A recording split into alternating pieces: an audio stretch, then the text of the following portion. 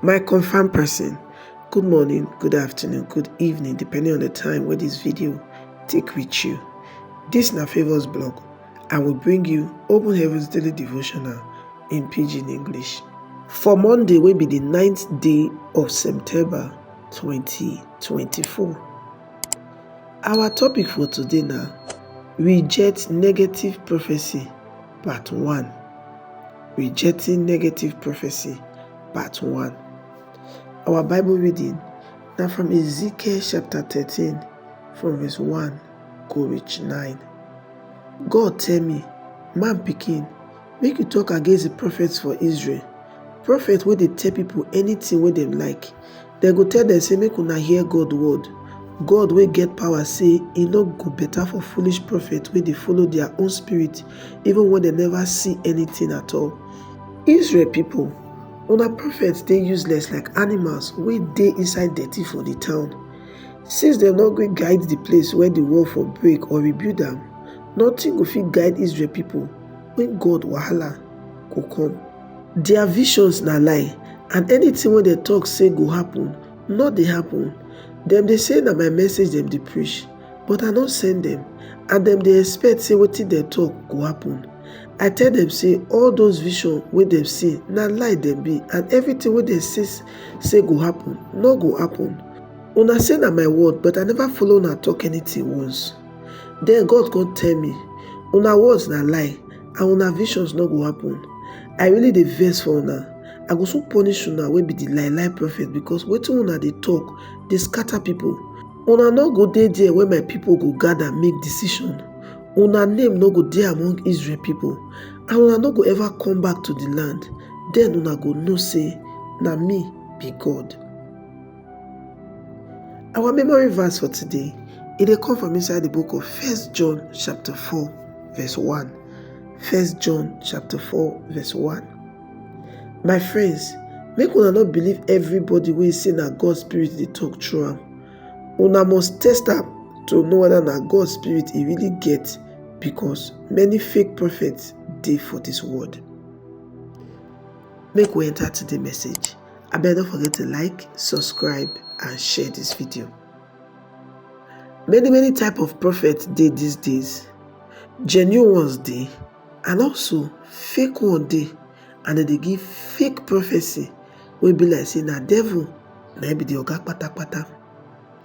When negative prophecy come from prophet wey dey really dey hear from God, the person wey the prophecy dey about fit cry to God, just like Ezekiel cried to God for inside 2 Kings chapter 20 from verse 1 go reach 11, and God could decide whether he go change am or not.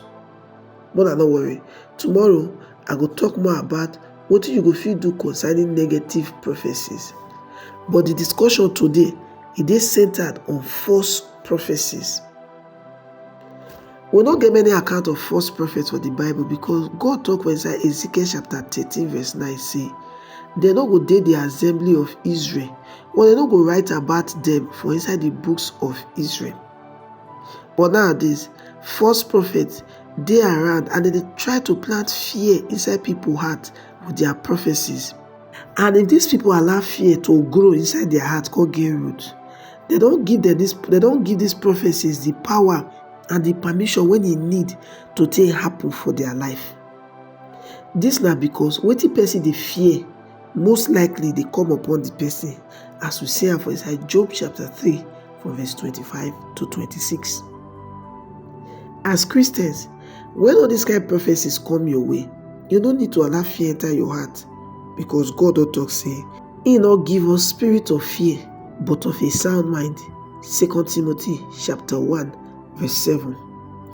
So instead of you to dey fear, say see this prophecy, say as e be, make you meditate, think well upon God word, wey be say go fit cancel that negative prophecy and pray to God about am.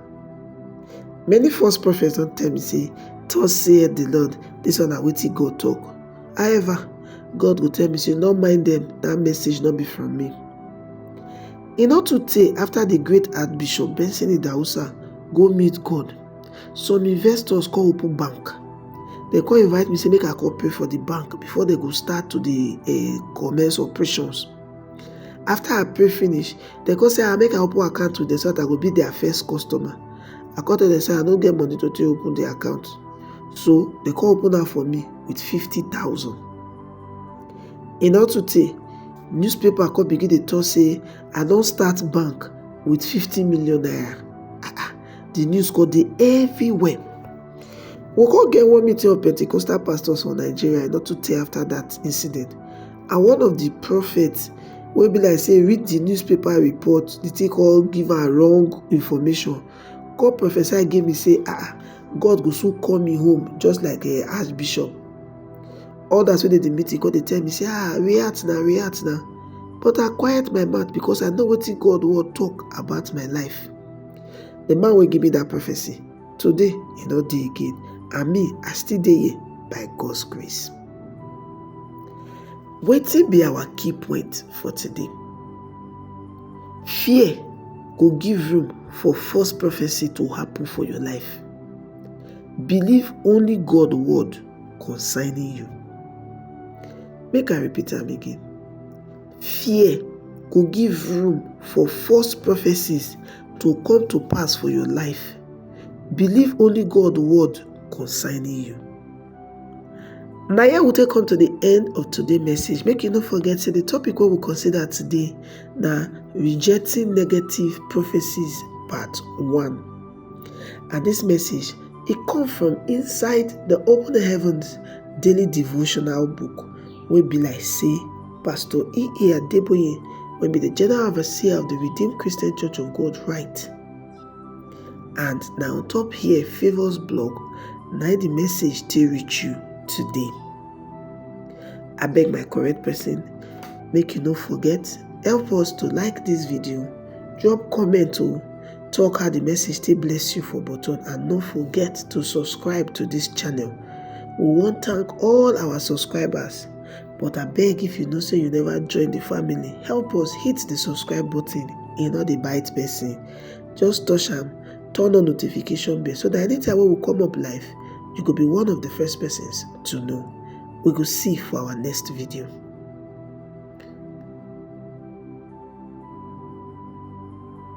Everybody come do it. I got dominion. Are you ready to take hold of your business? Do you yearn for a life of purpose and impact? Is the call to dominion burning within you? Then it is time to rise above. Join the International Youth Convention of the Redeemed Christian Church of God, tagged Dominion. Date is September 30th to October 4th, 2024. The venue is RCCG Redemption City, Kilometer 46, Lagos Ibadan Expressway, Ogun State, Nigeria. Ministering is Pastor E.A. Adeboye and other ministers of God. God has declared your dominion at this convention. Learn to embrace it. Register today and prepare to be empowered. I got dominion.